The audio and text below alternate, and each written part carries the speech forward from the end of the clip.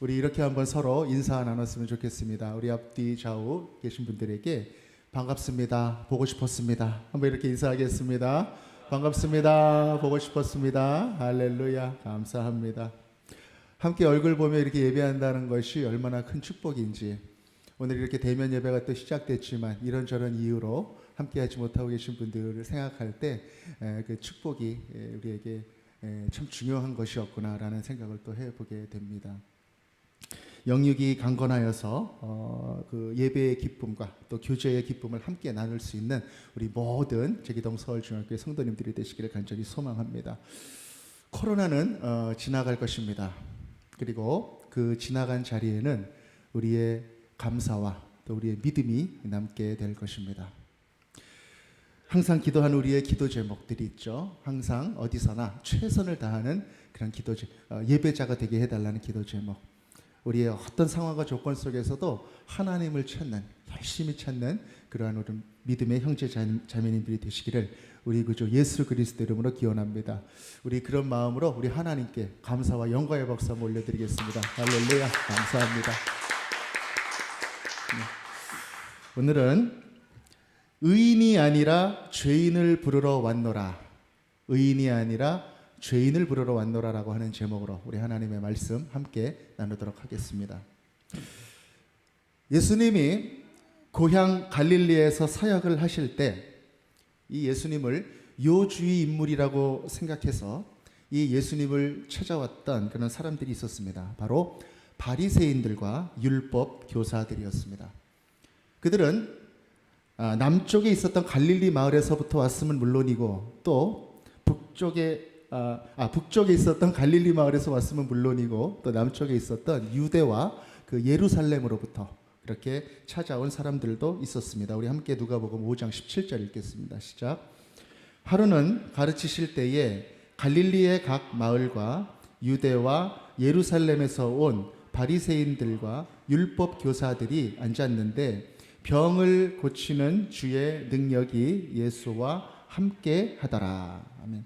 바리새인들과 율법 교사들, 그들은 이스라엘 백성들의 선생이었고 또 율법을 가르치고 교훈하는 그러한 사람들이었습니다. 근데 그 사람들이 이 예수님의 일거수일투족을 그렇게 감시하기 시작했습니다. 그런데 예수님은 중풍병자 집에서 그 중풍병자를 고칠 때 그 바리새인과 서기관들이, 율법 교사들이 있었던 그 자리에서 어떻게 이야기를 하셨냐면, 내가 죄 사함을 받았다, 이렇게 이야기를 하셨습니다. 그 사람들은 예수님이 그렇게 한 문제를 삼기 시작했습니다. 죄를 사하는 능력이 하나님 말고 또 누가 있단 말이냐, 이렇게 문제를 삼은 것이죠. 거기에 대해서 예수님께서 대답합니다. 하나님의 아들은 죄를 사하는 능력이 있다. 그걸 너희에게 분명하게 말해준다. 그렇게 말씀하셨습니다. 죄 사함의 권세, 오직 하나님만이 가지고 있는 그 죄 사함의 권세를 우리 예수님이 가지고 계시다, 그렇게 선포한 것이죠. 그래서 그 말을 듣고 그 사람들이, 바리새인과 율법학자들이 속이 부글부글했습니다. 그래서 계속 예수님을 찾아다니면서 지켜보게 된 것이죠. 그러한 상황 속에서 이 예수님은 마치 그 사람들 보란 듯이 어떤 사람들을 찾아가셨는가? 바로 죄인들을 찾아가셨습니다. 죄인들을. 사람들이 만나기 꺼려하는 그런 사람들, 그 죄인들과 함께 먹고 또 마시셨습니다. 그뿐만이 아니라 그들 중에서, 그 죄인들 중에서 또 제자를 부르십니다. 마태복음 9장 9절부터는 이 세리 마태를 제자로 부르신 그 일이 기록이 되어 있지요. 여러분 잘 아시다시피 이 세리라고 하는 사람들은 당시 백성의 혈세를 가져다가 로마에 갖다 바치는 그런 하수인으로 여겨졌던 사람들이죠. 징수권을 받아가지고 세금을 이제 과도하게 걷어서 세금도 바치지만 자기 이속도 차리는, 그래서 매국노로 여겨지고 죄인으로 여겨졌던 그런 사람들입니다. 특별히 이 가버나움이라고 하는 도시는 굉장히 중요한 교통의 요충지이기도 했고, 또 로마 군대가 그 지역을 다스리기 위한 주둔지가 되는 그런 위치였기 때문에 많은 사람들이 오고 가는 그런 자리였을 뿐만 아니라 또 많은 물질의 교역이 이루어지는 그러한 중요한 장소였습니다. 그 말은 이 가버나움에서 일하는 세리는 더 많은 사익을 얻을 수 있는 그런 자리였다라고 하는 뜻입니다. 그 세관에 앉아있던 마태를 예수님께서 찾아가셔서 불렀습니다. 나를 따르라. 그 말을 듣고 지난주 말씀에서는 이제 그물을 두고 예수를 쫓아갔었던 그 어부 4명의 말씀이 있었는데, 마찬가지로 이 마태도 모든 걸 두고 예수님을 따랐습니다. 제자로 부르신 그 말씀을 순종하고 또 그 안에 모든 것들에 대한 가치가 다 바뀌어 버렸기 때문에 예수님을 쫓아갈 수 있었던 것입니다. 그 기쁜 날, 이 마태는 많은 사람들을 초대하고 또 예수님을 초대하여서 집에서 큰 잔치를 벌였습니다. 그 잔치 자리에 누가 왔겠습니까? 전직이 세리였기 때문에 당연히 세리들이 많이 왔겠죠. 근데 그곳에서 이 바리새인들과 서기관들이 또 그 모임, 그 자리를 이렇게 지켜보고 있었다라고 하는 것이죠. 원래 이 바리새인들과 바리새인들과 율법학자는 이 세리들이 모인 곳에 가지 않습니다. 그런데 지금은 예수를 감시하려고 하는 특별한 목적이 있었기 때문에 아마 이렇게 엿보고 그렇게 지켜보다가 예수님께서 이렇게 함께하는 것을 보고 마음을 작정하고 얘기를 시작하는 것이죠. 우리 마태복음 9장 11절 같이 한번 읽겠습니다. 시작. 바리새인들이 보고 그의 제자들에게 이르되 어찌하여 너희 선생은 세리와 죄인들과 함께 잡수시느냐. 아멘. 세리와 죄인들 이렇게 구분해서 이야기를 하고 있습니다. 여기서 죄인이라고 하는 것은 유대교의 그 정결례, 그 예법이 있죠. 그 유대교가 정하고 있는 그 예법을 지키지 않는 그런 사람들을 의미했습니다. 그래서 세리와 더불어서 그것을 무시하고 자기네 나름대로 살았었던 사람들의 직업이 이런 직업들이 있었다고 합니다. 뱃사공, 마부, 그리고 푸축간 주인, 또 대장장이, 소위 율법 체계의 이방인 같은 그런 사람들을 통칭해서 죄인들이다 이렇게 불렀던 것이죠. 어찌하여 너희 스승은 이런 죄인들과 함께 잡수시느냐. 이 말을 듣고 예수님께서 이제 대답을 합니다. 마태복음 9장 12절 읽겠습니다. 시작. 예수께서 들으시고 이르시되 건강한 자에게는 의사가 쓸데없고 병든 자에게라야 쓸데있느니라. 아멘. 병을 고치러 온 의사가 환자 옆에 있는 것은 당연하다. 전혀 이상한 일이 아니다. 나는 사람들의 영혼을 치료하기 위해서 온 의사다. 내 옆에 그런 환자들이 있다라는 것이 뭐가 문제냐? 전혀 이상하지 않다. 정말 문제가 뭔지 아느냐? 그것은 자기가 환자면서도 환자인 줄 모르는 그 사람들이 문제다. 왜냐하면 그 사람들은 의사 앞으로 나올 수 없기 때문이다. 나는 의인을 부르러 온 것이 아니라 죄인을 부르러 왔다. 예수님께서 지금 그렇게 바리새인과 율법학자들에게 말씀하셨습니다. 여러분, 세상에는 두 종류의 사람이 있다고 하죠. 어떤 사람이냐면 자기가 죄인인 걸 아는 죄인, 그리고 또 하나는 자기가 죄인인 걸 모르는 죄인. 이 두 종류가 있다고 합니다. 무슨 뜻입니까? 다 죄인이란 뜻입니다. 바리새인과 서기관들은 자기가 죄인인 걸 모르는 사람들이죠. 그래서 자기 자신을 의인으로 이렇게 여기고 있는 것입니다. 그래서 그 입에서 나오는 말이 굉장히 의인스럽습니다. 어찌 니네 선생은 죄인들과 그렇게 함께 먹고 있느냐? 더럽게.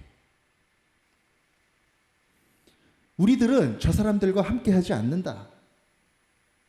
우리는 깨끗하다라는 것입니다.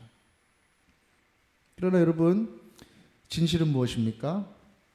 누구나 다 죄인이다라고 하는 것입니다. 누구나 다. 여러분은 어떠십니까?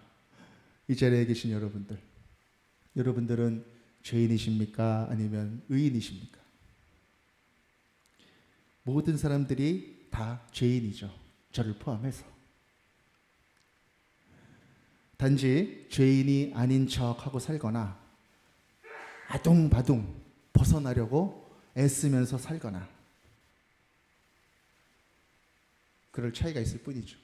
로마서 3장 23절은 이렇게 말합니다. 모든 사람이 죄를 범하였음에 하나님의 영광에 이르지 못하더니. 아멘. 모든 사람들이 죄를 범했다. 다 죄인이라는 것입니다. 그리고 하나님의 영광에 이르지 못한다.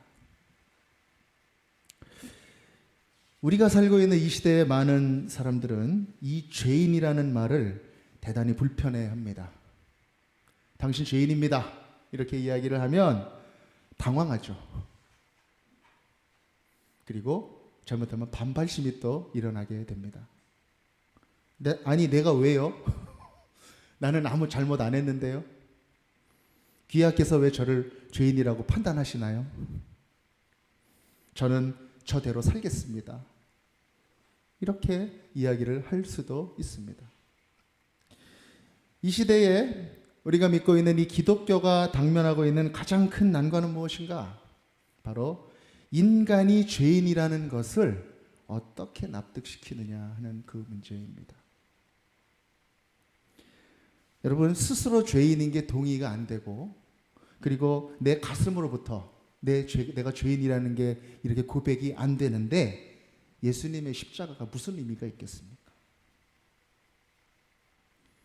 대속의 은총이 과연 그 사람에게 어떻게 받아들여지겠습니까? 여러분들은 어떠십니까? 이 죄인이다, 나는 죄인이다라고 하는 이것이 어떻게 동의가 되시는지 한번 여쭤보고 싶습니다. 이 죄인임을 인정하는 것, 내가 죄인이다라고 하는 것을 인정하는 것이 특별히 안 되는 그런 분들이 있습니다. 어떤 분들이 안 되냐면 법 없이 살 수 있는 분들, 그렇습니다. 나는 나름대로 최선을 다해서 살아왔는데, 나는 뭐 하나 어기는 거 없이 정말 열심히 살아왔는데, 납부금 날라오면, 고지서 날라오면 그 날짜 한번 어긴 적이 없고, 교통 법규 한번 어긴 적이 없고, 남한테 피해 주지 않고 세금 꼬박꼬박 잘 내면서 열심히 잘 살아왔는데 내가 죄인이라고 하는 것은 좀 심하지 않나? 나는 그냥 지금보다 착한 일 좀 더 많이 하고 좀 더 많이 베풀고 그러면 잘 사는 거 아닌가? 그 교회도 잘 다니고 그러면 되는 거 아닌가? 우리 주변에 그런 분들이 있을 수 있다는 것입니다. 법 없이도 살 수 있는 분들. 여러분, 이 죄가 무엇인지 우리가 한번 생각해 볼 필요가 있다라고 하는 것이죠. 죄가 무엇일까? 우리가 죄에 대해서 생각을 할 때 보통 다음에 세 가지 경우를 죄로 이야기하곤 합니다. 첫 번째는 뭐냐면 법의 위반입니다. 법. 실정법. 우리가 정해져 있는 사회적인 법이죠. 어떤 법들이 있나요? 교통법도 있고 민법도 있고 상법도 있고 형법도 있고 금융법도 있고, 이러한 정해져 있는 법들을 위반하는 것, 그래서 법의 기준으로 그 사람의 행위가 위법으로 드러나는 경우를 범죄라고 합니다. 그런데 재밌는 것은 이 죄가 드러나면 범죄라고 한다는 거예요. 드러나면. 여러분 신문 기사 보면 그런 기사 여러분 많이 보실 거예요. 어느 사람이 이러이러한 죄가 드러나서 어떤 형에 처해졌다, 드러났다라고 하는 표현을 쓰죠. 무슨 말입니까? 드러나지 않으면 죄가 아니라는 거예요. 기소가 안 되면 죄가 아니라는 거예요. 법의 위반으로서의 그 죄, 그 의미가 있습니다. 두 번째는 양심에 의한 죄입니다. 양심. 법에 걸리지 않았지만 그래도 우리 마음속에 죄로 느껴지는 그런 것들이 있죠. 바로 양심에 걸리는 죄들입니다. 우리 사람들한테는 하나님께서 주신 특별한 마음이 있습니다. 그것이 바로 양심입니다. 양심. 아무도 우리한테 가르쳐 주지도 않고 강요하지도 않았는데 남의 것 이렇게 훔치려고 그러고 내가 나쁜 마음을 품게 되면 막 가슴이 막 뛰고, 불쌍한 사람 보게 되면 내가 돕지 않으면 막 못 견딜 것 같고, 막 그런 일들이 있죠. 막 내 앞에서 누가 콱 넘어지면 막 동시에 막 달려들어가지고 막 일으켜 세워줘야 될 것 같고, 그런 마음들이 우리에게 있다라는 것이죠. 그 양심이 우리 마음 가운데 있다라는 것입니다. 공부를 많이 했다고 이 양심이 더 있는 것도 아니고, 우리가 갖고 있는 그 생각이 진화해가지고 이 양심이 만들어지는 것도 아닙니다. 어디서부터 왔는지 도대체 이 근원이 뭔지는 알 수 없지만 분명히 우리 안에 있다라고 하는 것, 그것이 양심이죠. 그래서 이 양심에 따라 우리는 이것은 해도 되는 일이다, 이것은 해서는 안 되는 일이다. 선진국이건 후진국이건 아프리카 부족이건 또 맨하탄이건 어디서나 이러한 양심을 우리가 사람들 속에서 볼 수 있다라고 하는 것입니다. 이 양심의 눈으로 보는 죄, 그것이 있다.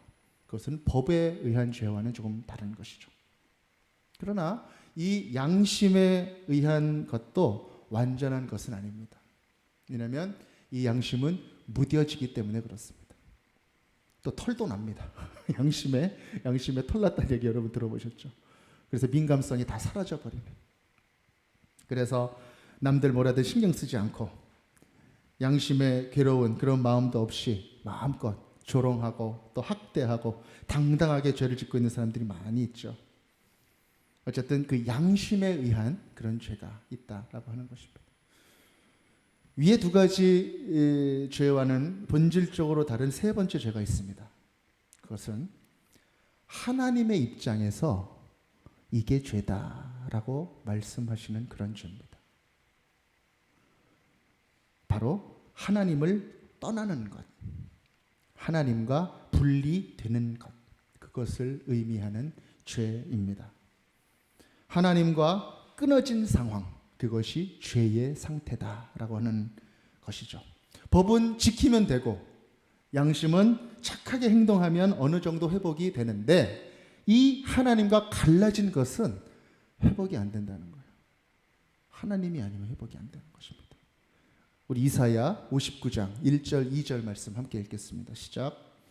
여호와의 손이 짧아 구원하지 못하심도 아니요 귀가 둔하여 듣지 못하심도 아니라 오직 너희 죄악이 너희와 너희 하나님 사이를 갈라놓았고 너희 죄가 그의 얼굴을 가리어서 너희에게서 듣지 않으시게 함이니라. 아멘. 너희 죄악이 너희와 너희 하나님 사이를 갈라놓았다. 하나님은 이 세 번째의 죄를 너와 나의 관계상의 문제다, 이렇게 말씀하시는 것이죠. 여러분, 인간 자체, 인간의 탄생 자체는 이미 하나님과의 관계를 전제로 하고 있습니다. 마치 어린아이가 태어날 때 어린아이의 탄생은 이미 그 탄생으로부터 부모와의 관계를 전제로 하고 있듯이, 그런데 그 인간이 그 하나님과의 관계를 거절하는 것입니다. 하나님을 부인하는 것이죠.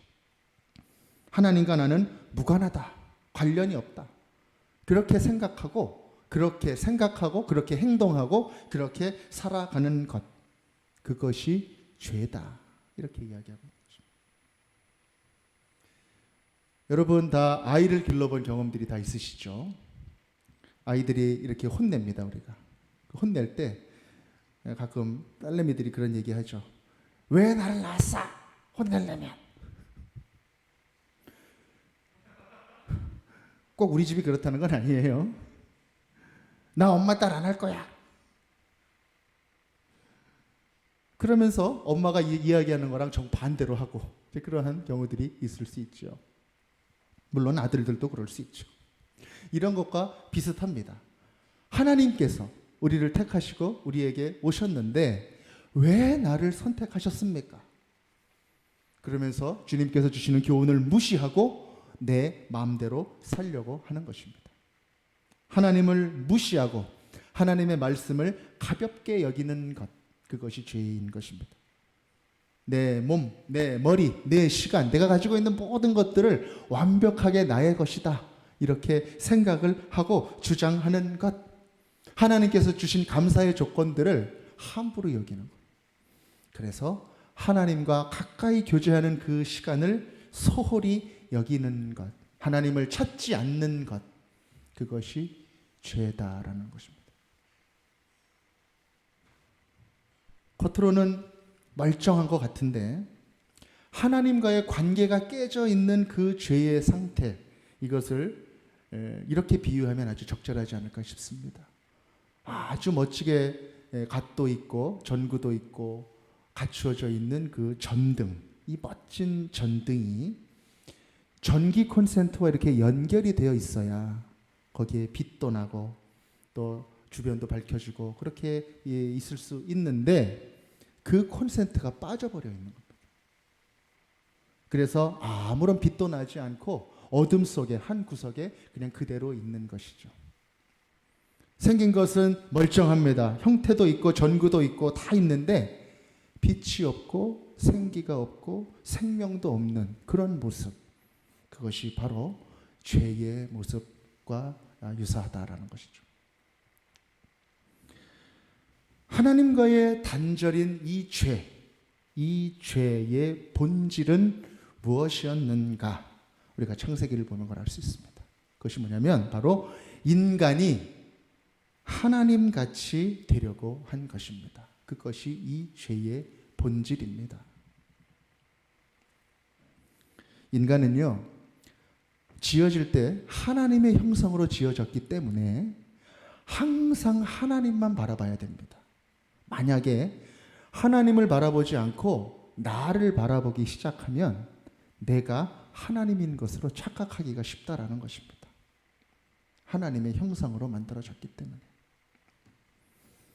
그래서 인간은 하나님을 바라보면서 내가 피조물이지 하나님이 계시지, 이것을 항상 잊지 않고 고백하면서 살아가야 한다라는 것입니다.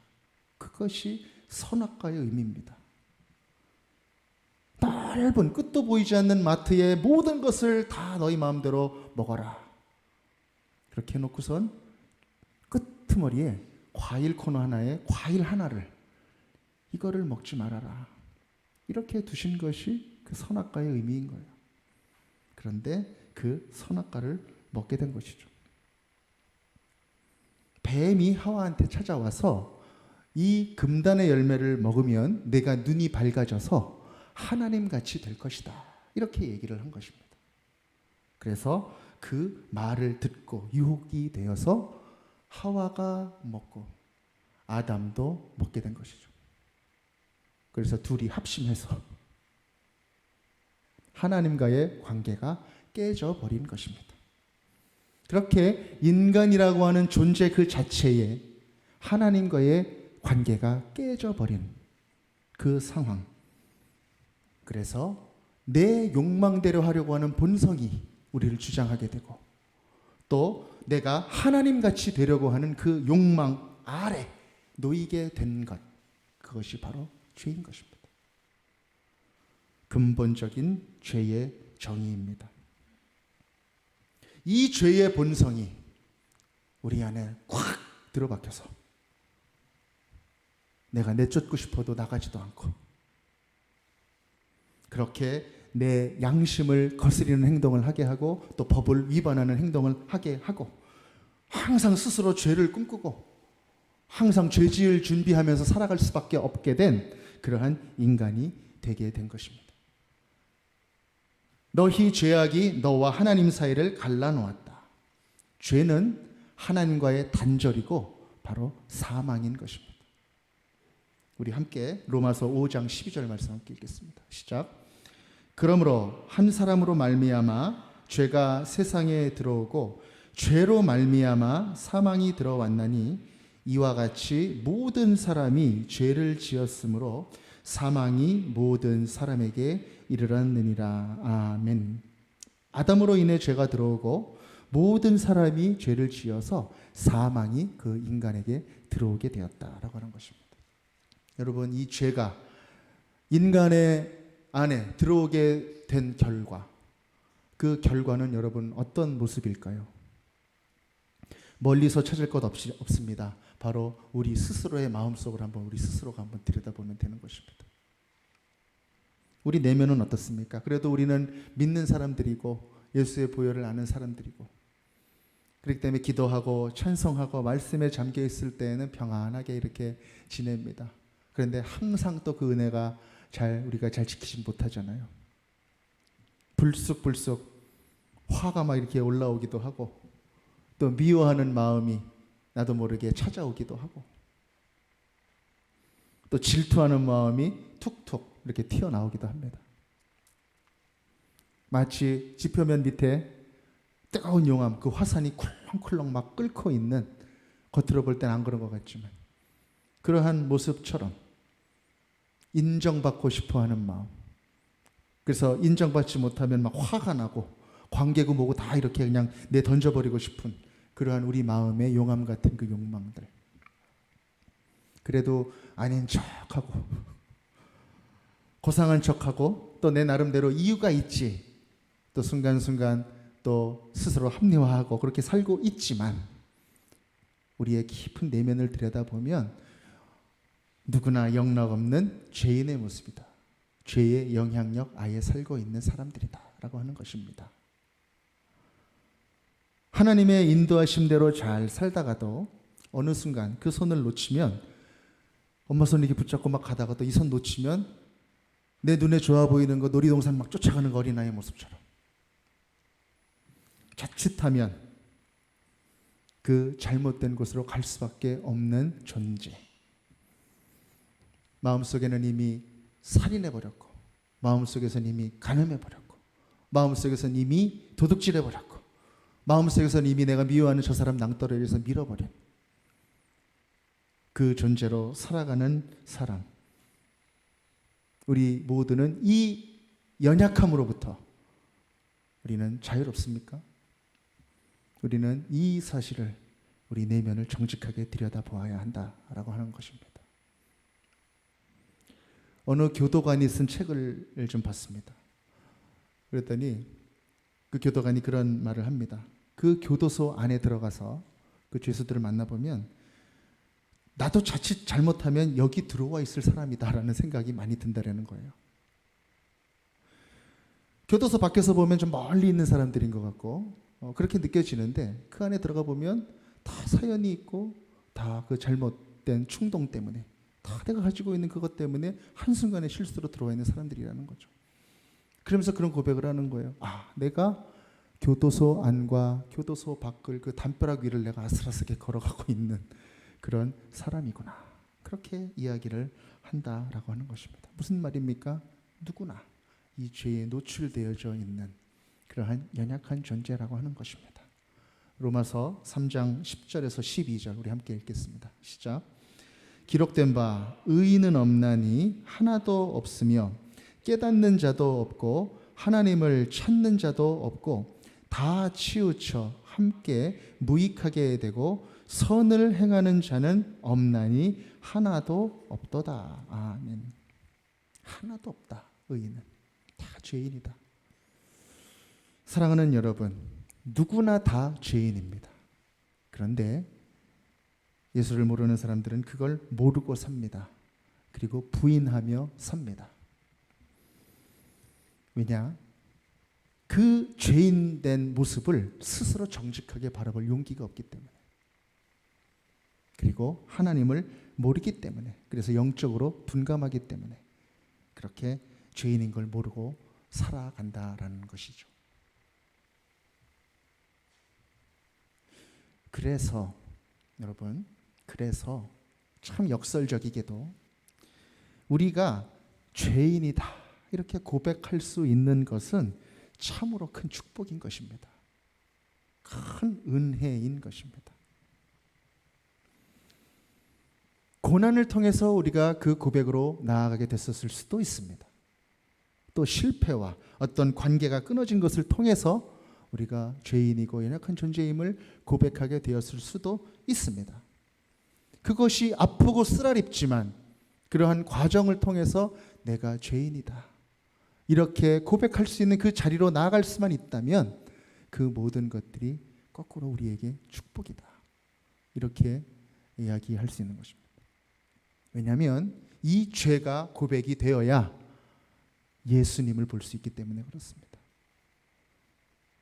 예수님을 볼 수 있어야 구속의 은총이 내 마음 가운데 깊이 찾아올 수 있기 때문에 그런 것입니다. 우리 함께 요한 1서 1장 8절에서 10절까지 우리 함께 읽겠습니다. 시작. 만일 우리가 죄가 없다고 말하면 스스로 속이고 또 진리가 우리 속에 있지 아니할 것이요, 만일 우리가 죄를 자백하면 그는 미쁘시고 의로우사 우리 죄를 사하시며 우리를 모든 불의에서 깨끗하게 하실 것이요, 만일 우리가 범죄하지 아니하였다 하면 하나님을 거짓말하는 이로 만드는 것이니 또한 그의 말씀이 우리 속에 있지 아니하니라. 아멘. 만일 우리가 죄를 자백하면 그는 미쁘시고 의로우사 우리 죄를 사하시며 우리를 모든 불의에서 깨끗하게 하실 것이다. 이 하나님이 계시기 때문에 우리가 죄를 자백하는 것은 바로 축복이다라는 것입니다. 자백하면 깨끗하게 될 수 있기 때문이다라는 것입니다. 그러나 그 죄의 고백이 없다는 것은 하나님을 모르는 것이고, 하나님을 알면서도 우리가 죄를 고백하지 못하는 것은 바로 하나님을 거짓말장이로 만드는 것이다. 그렇게 요한은 우리에게 가르쳐주고 있는 것입니다. 여러분, 오늘 우리 먼저 나눈 그 마태복음 9장 말씀 본문 중에서 이 바리새인과 세리, 그 두 존재 중에서 이 바리새인이 더 축복받은 사람일까요? 아니면 이 세리가 더 축복받은 사람일까요? 누가 예수님 앞에 먼저 자신의 죄를 자백하며 갈 수 있을까요? 스스로 부족한 사람들이라 여기는 이 세리가 축복받은 사람인 것입니다. 더 빨리, 더 스스로 자기가 죄인임을 고백할 수 있기 때문에 그런 것이죠.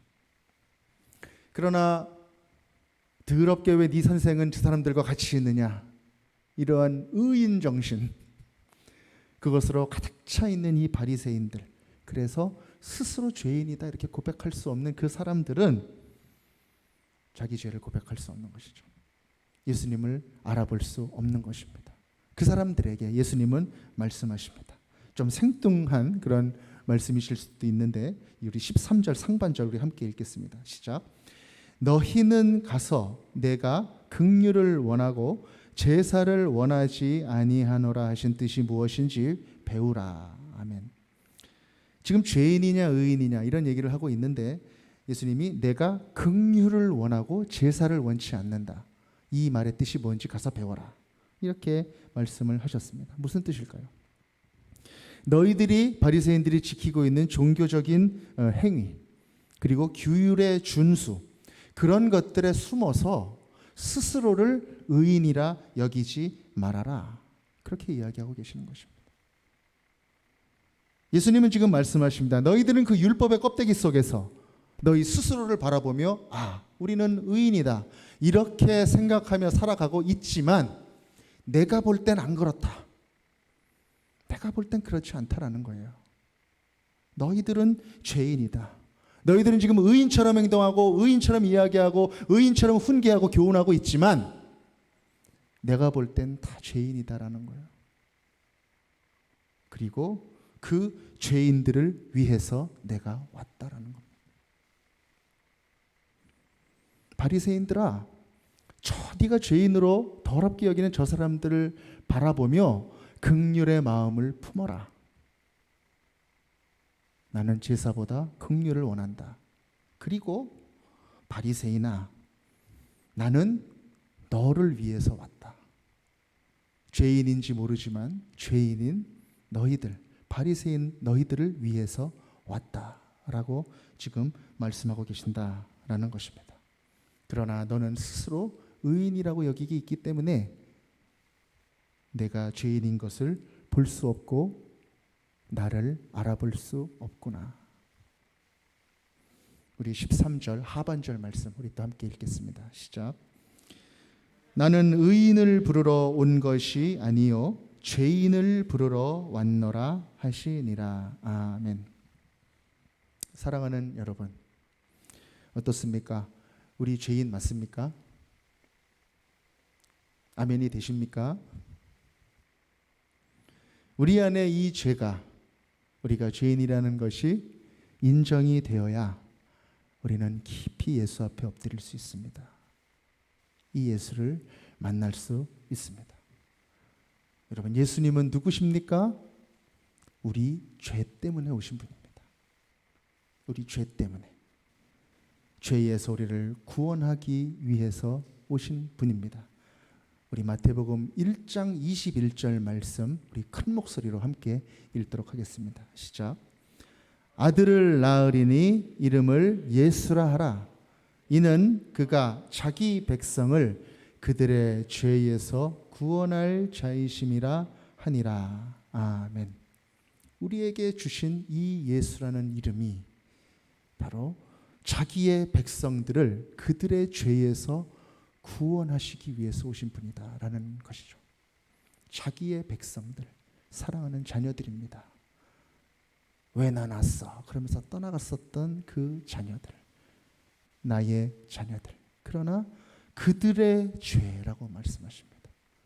그들이 하나님을 떠난 죄, 끊어버린 죄, 내가 하나님이 되려고 했던 그 죄, 그 관계를 회복시키기 위하여 예수님께서 오신 것입니다. 그것이 바로 복음인 것입니다. 이 복음을 감격으로 받을 수 있는 사람, 그 사람은 내가 죄인입니다. 이렇게 고백할 수 있는 사람인 것입니다.